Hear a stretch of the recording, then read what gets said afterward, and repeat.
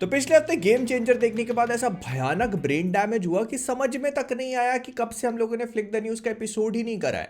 लेकिन game changer ने क्या गेम चेंज किया है उसके बारे में भी बात करेंगे, लेकिन उससे पहले खबर आती है एसएस राजामौली की जो अगली मूवी महेश बाबू के साथ वो मिलकर बना रहे हैं उसके ऊपर। हम लोगों ने इस पे पिछले फ्लिक द न्यूज में भी डिस्कशन किया था, but now we have some more news. तो ऐसा बोला जा रहा है कि राजामौली साहब महेश बाबू के साथ मिलकर जो वो जंगल एडवेंचर वाली बड़े बजट की मूवी बनाना चाह रहे हैं, उसका बजट और उसके पार्ट्स भी पता चल चुके हैं। ये मूवी बेसिकली एक डुओलॉजी होगी, मतलब दो पार्ट्स में टेक प्लेस करेगी। इसके फर्स्ट पार्ट को ये 2027 में रिलीज करेंगे, उसके बाद 2029 में इसका सीक्वल आएगा। एंड इसके लिए महेश बाबू और राजामौली साहब दोनों ही कोई फी नहीं ले रहे, मतलब जो एक्टर और डायरेक्टर की फी होती है उसको छोड़ करके इन्होंने एक प्रॉफिट रेवेन्यू शेयरिंग मॉडल पे बात करी है। और इसका रीजन है कि फिल्म के अंदर पैसे को लेकर कोई कॉम्प्रोमाइज नहीं होना चाहिए, मतलब पिक्चर की क्वालिटी में इनकी फी से कोई इफेक्ट नहीं पड़ना चाहिए, बिकॉज इस मूवी का बजट 1000 करोड़ रुपए बताया जा रहा है।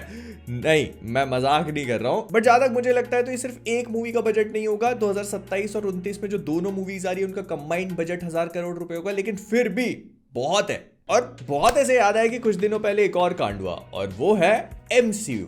नहीं, मैं एमसीयू की बात नहीं कर रहा, हमारे मार्वल वाले नहीं, मैडॉक्स सिनेमैटिक यूनिवर्स की बात कर रहा हूं, जिसको लेकर उन्होंने अपने 2028 तक के प्लान्स अनाउंस कर दिए हैं। And I was not expecting this. तो ये जो पूरा मैडॉक का हॉरर कॉमेडी सुपरनैचुरल यूनिवर्स है, इसको लेकर उन्होंने आगे के जो प्रोजेक्ट बताए वो मैं आपको बता देता हूं। तो इस साल उनकी एक मूवी तो आई रही थी दिवाली पे, जिसका नाम है थामा। इसमें आयुष्मान खुराना, रश्मिका मंदाना और नेगेटिव रोल में हमारे नवाजुद्दीन सिद्दीकी है। अब दिसंबर में एक मूवी और भी है जो पता चली है, जिसका नाम है शक्तिशालिनी। इस मूवी में इन लोगों ने मोस्ट प्रोबेबली कियारा आडवाणी को कास्ट किया है, ऑल्दो इसकी बहुत सारी डिटेल्स हमको नहीं पता है अभी तक, लेकिन हाँ, इसको डायरेक्ट करेंगे तब्बार बनाने वाले अजीतपाल सिंह। फिर इसके बाद अगर हम अगले साल मतलब 2026 में जाए तो दो मूवीज और लाइंड अप है, जिसमें से 14 अगस्त को रिलीज हो रही है भेड़िया 2। ये वरुण धवन, कृति सेनन इसमें रिटर्न करेंगे। और फिर दिसंबर वाला स्लॉट फिर से पकड़ लिया है, जिसमें 4 दिसंबर को आएगी चामुंडा। इसमें आलिया भट्ट होंगी और इससे ज्यादा हमको अभी कुछ नहीं पता। फिर आ जाते हैं 2027 के अगस्त में, क्योंकि इनकी अगस्त वाली बिल्कुल परफेक्टली वर्क करी स्त्री 2, तो इन्होंने अगस्त तो एकदम ऐसा कस के पकड़ ही लिया है।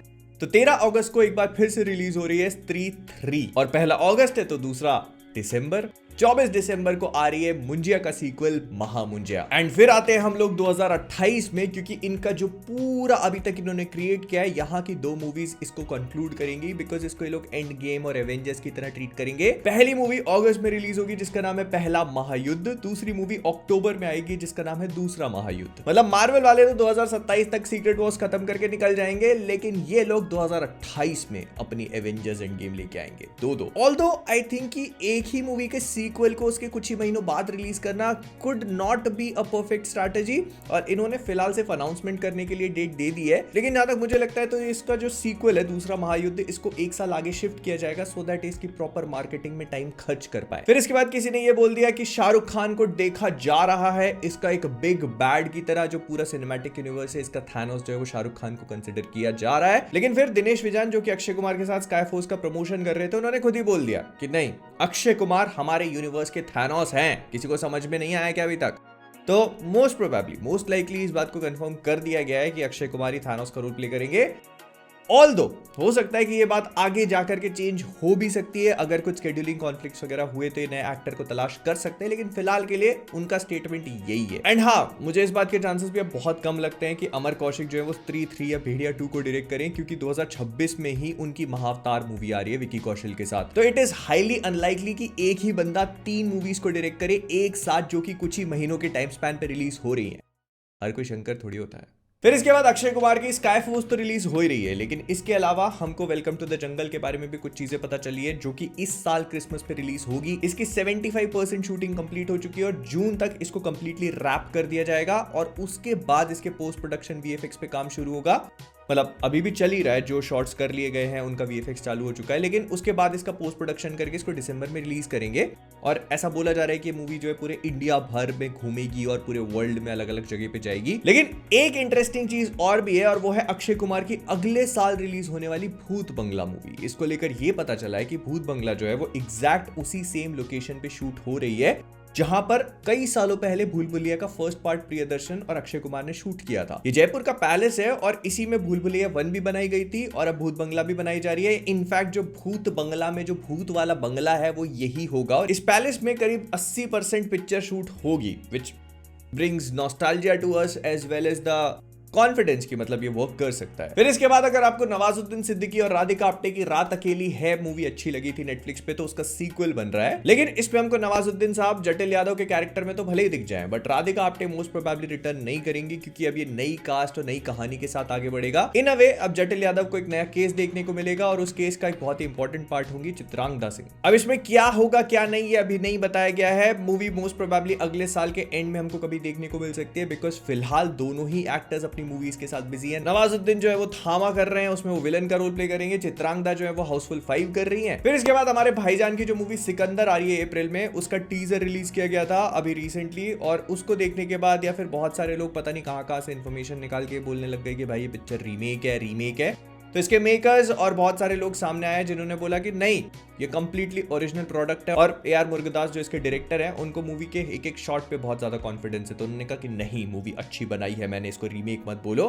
एंड मुझे भी लगता है कि अभी रीमेक बोलने का तो कोई सेंस भी नहीं है जब तक आपने इसकी फर्स्ट फुटेज तक नहीं देखी। All we saw was a glimpse, इसमें कैसे पता चल गया कि रीमेक है। तो फिलहाल सिकंदर की शूटिंग का आखिरी फेज चल रहा है, उसके बाद इसके पोस्ट प्रोडक्शन पे काम किया जाएगा एंड मोस्ट लाइकली मूवी अपने शेड्यूल पे रिलीज हो जाएगी। और मैडॉक वाले अपनी जगह पर हैं, लेकिन एक और हॉरर सिनेमैटिक यूनिवर्स बनने को तैयार है। मैं बात कर रहा हूं पैनोरामा वालों की, जो कि रिसेंटली शैतान मूवी बना चुके हैं और उसके अलावा बहुत कुछ कर रहे हैं। तो इन्होंने सोचा है कि अपना खुद का एक सिनेमैटिक यूनिवर्स खड़ा करेंगे हॉरर वाला, जिसमें से एक टर्किश फिल्म है दबे, उसका रीमेक करेंगे सबसे पहले ये लोग, और उसके बाद जो शैतान आई थी तो उसका भी सीक्वल बनाया जा रहा है, तो उसको भी फ्रेंचाइजी में कन्वर्ट करेंगे।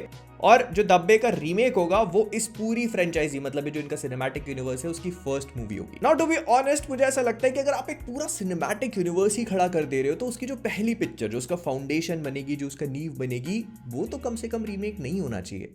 खैर, शैतान भी तो रीमेक ही थी।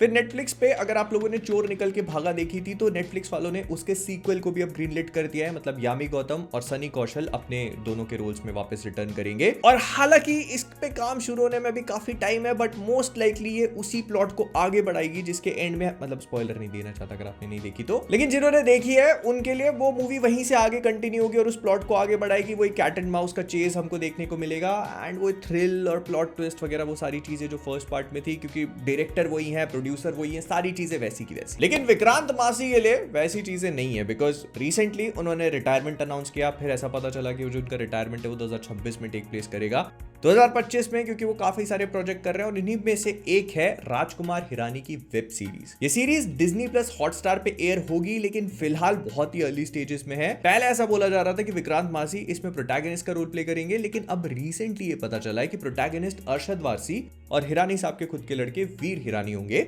Whereas Vikrant Massey will be in a negative role. इसको ये एक साइबर थ्रिलर की तरह मार्केट कर रहे हैं, बिकॉज अरशद वारसी और जो मेन दोनों प्रोटैगनिस्ट हैं उनके कैरेक्टर्स पुलिस वाले होंगे। एक यंग और बोल्ड और दूसरा वाला जो है वो एक्सपीरियंस्ड होगा और अपने ट्रेडिशनल मेथड से चीजों को इन्वेस्टिगेट करना पसंद करेगा। और नॉट गोना लाई, इसको सुन के थोड़ा थोड़ा मुझे असुर वाली वाइब्स आने लग गई, but just because Arshad Warsi इसमें भी पुलिस वाले बने हैं जो चीजों को इन्वेस्टिगेट करेंगे, डजंट मीन कि वो सेम चीज हो। और सेम चीजों से याद आया कि शंकर साहब सामने आया और उन्होंने कहा कि गेम चेंजर से वो बिल्कुल भी खुश नहीं है। क्या बात कर दी साहब, मैं भी यही बोलना चाहता, लेकिन फिर उन्होंने कहा कि ऐसा कुछ नहीं है। एक्चुअली मेरे से बहुत सारी चीजें कटवा दी गई जिनको मैं फिल्म में रखना चाहता था, और अगर मेरा कट होता तो पिक्चर 5 घंटे की बनती। कमेंट्स में बता देना कि कौन देखना चाहता है गेम चेंजर डायरेक्टर्स का। I am completely in. And ना इसमें मेरे ही अंदर के गुप्त सूत्रों से पता चला है कि इसमें रामचरण का कैरेक्टर पहले स्कूल का बच्चा, फिर कॉलेज का बच्चा, फिर इसके बाद आईपीएस, फिर आईएएस, फिर डॉक्टर, फिर इंजीनियर, फिर वकील, फिर जज, फिर सीएम, फिर पीएम, फिर प्रेसिडेंट, फिर यूएस का प्रेसिडेंट और आखिरी में दुनिया का भगवान ही बन जाता।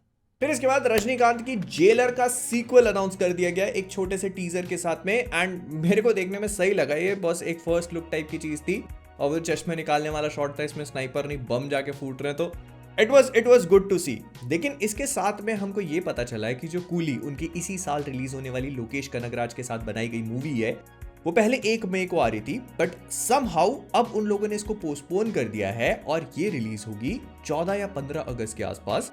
जो इसको क्लैश करा देगा वॉर 2 के साथ में। अब ये delay most likely post production और वीएफएक्स वगैरह या जो कुछ भी इसका कंप्लीट करना है पोस्ट प्रोडक्शन का काम उससे जुड़े हुए हैं, लेकिन अभी कोई कॉन्क्रीट इन्फॉर्मेशन नहीं है। मोस्ट लाइकली हमको कुछ ही हफ्तों में इसके बारे में सुनने को मिल जाएगा कि मूवी डिले हो गई है, लेकिन अगर ये वॉर 2 के साथ अगस्त में रिलीज होती है तो फिर वही यार क्लैश वाला भाई एक आध दिन पहले कर देना कम से कम। फिर मकर संक्रांति के उपलक्ष्य में राजा साहब जो प्रभास की लेटेस्ट मूवी आने वाली है अप्रैल में, उसका एक नया पोस्टर रिलीज किया गया। ऑल्दो इस पोस्टर पे कोई भी रिलीज डेट नहीं है, लेकिन ऐसा एक्सपेक्ट किया जा रहा है कि मूवी 10 अप्रैल को रिलीज होगी। मोस्ट लाइकली बहुत लोगों का ये बोलना है, अभी कंफर्मेशन नहीं है, लेकिन ऐसा कहा जा रहा है कि शायद ये मूवी भी डिले हो सकती है। और रणबीर कपूर की धूम 4 को लेकर एक थोड़ी बहुत अपडेट है, बहुत थोड़ी सी है, और वो ये है कि रणबीर कपूर अपनी जो करंट अपकमिंग रनिंग प्रोजेक्ट है उनको पहले रैप अप करेंगे पूरी तरह से, जिसमें रामायण का सीक्वल लव एंड वॉर आ जाती है, और उसके बाद वो अगली धूम 4 पे काम शुरू करेंगे। और इसका रीजन ये है कि धूम 4 में उनका लुक जो अभी करंट प्रेजेंटली है उससे डिफरेंट मांगता है, तो इसी वजह से उन्होंने कहा कि पहले ये दोनों कर लेता हूँ, उसके बाद बाल बढ़ाने, दाढ़ी बढ़ाने, जो करवाना है सब करवा लेना। एंड फिलहाल के लिए ऐसा बोला जा रहा है कि मूवी में 2 फीमेल लीड्स होंगी। अब ये कौन सी होंगी हमको अभी फिलहाल नहीं पता है, क्योंकि टीम लोगों को भी नहीं पता होगी, जो पिक्चर बना रहे हैं उनको भी they have no idea right now.